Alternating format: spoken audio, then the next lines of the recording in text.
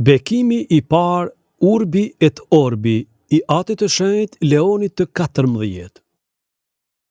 Të njëjtën në mbrëmje, më 8 maj 2025, Ati I Shenjtë Leoni I 14 I paraprir nga kryqi, doli në balkonin e jashtëm të bekimeve të Bazilikës së Vatikanit për të përshëndetur popullin e për të ndarë bekimin apostolik Urbi et Orbi.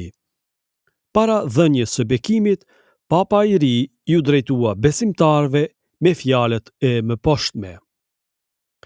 Paqja qoftë me të gjithë ju. Vëllezër dhe motra shumë të dashur, kjo është përshëndetja e parë e Krishtit të ringjallur, bariu të mirë që dha jetën për grigjën e hyjit. Edhe unë do të dëshiroja që kjo përshëndetje e paqeje të hynte në zemrat tuaja, të arrinte në familjet tuaja, tek të gjithë njerëzit, kudo ku janë, tek të gjithë popujt, kudo në tokë. Paqja qoftë me ju. Kjo është paqja e Krishtit të ringjallur, një paqe çarmatosur dhe një paqe çarmatosëse, e përulur dhe këmbëngulëse. Ajo vjen nga hyji që na do të gjithëve pa kushte. Ende e dëgjojmë atë zërin e dobët, por gjithmonë plot kuraj të Papës Francesku që bekonte Romën. Papa që bekonte Romën I jepte bekimin e tij edhe botës, gjithë botës, atë mëngjes Pashke. Më lejoni të ndaj të njëjtin bekim. Hyji na do shumë, hyji ju do të gjithëve, dhe e keqja nuk do të triumfojë.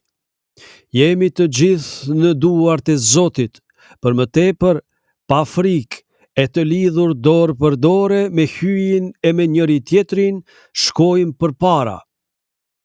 Jemi dishepujt e Krishtit. Krishti na paraprin. Bota ka nevojë për dritën e tij. Njerëzimi ka nevojë për të, si ura që na lidh me hyjin dhe me dashurinë e tij.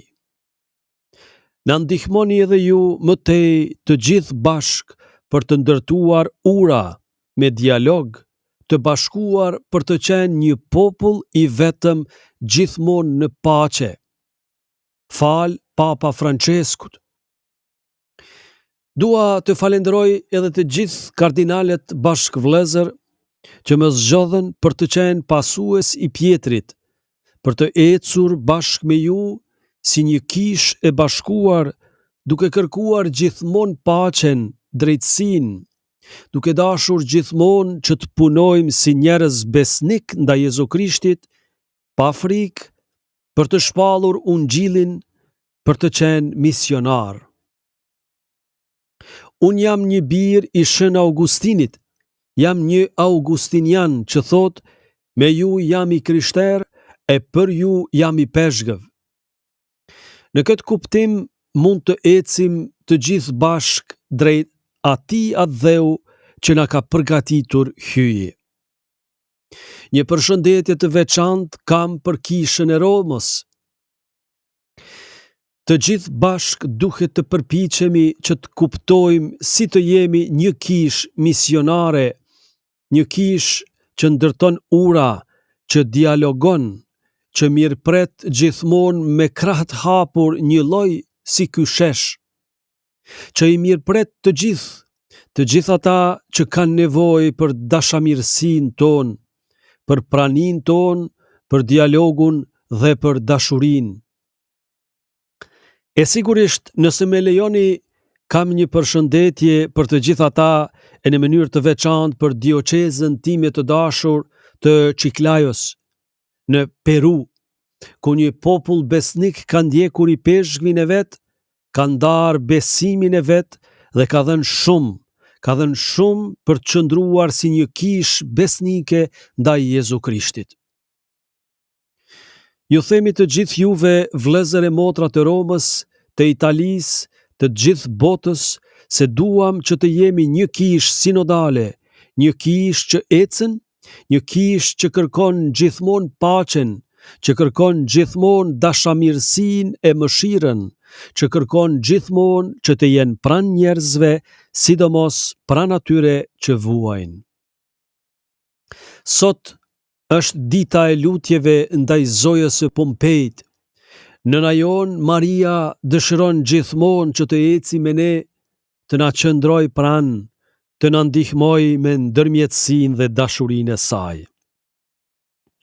Tashmë do të doja që të lutesha bashkë me ju, le të themi së bashku për këtë mision të ri, për të gjithë kishën, për paqe në botë, dhe le t'ja kërkojmë këtu këtë hir të veçantë Marisë, nënës sonë. Të falemi Mari, hir plote, Zoti me ty, e bekuar je mbi të gjitha gratë, dhe i bekuar fryti i barkut tënd Jezusi. Shenjtja Mari, nëna e hyjit, lutu për ne mëkatarët, tash në fill të vdekjes sonë. Amen.